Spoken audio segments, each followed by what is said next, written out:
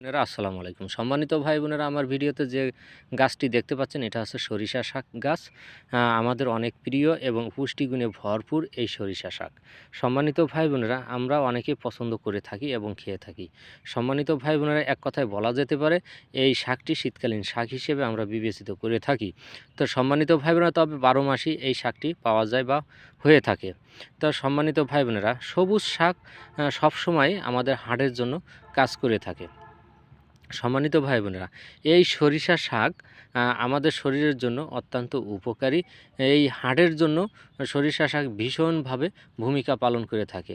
এই সরিষা শাক থেকে কোলেস্টেরলের মাত্রা বের করে দেয়, যার কারণে বিশেষ করে আমাদের এই কোলেস্টেরল বের করে দেওয়ার জন্য আমাদের এই শরীরের হার্টকে ভালো রাখতে সাহায্য করে এই সরিষা শাক।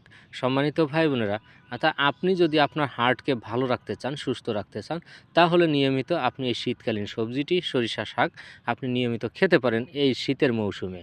ইনশাল্লাহ আপনি বাকি কয় মাস আপনি সুস্থ থাকতে পারবেন হার্টের সমস্যা থেকে।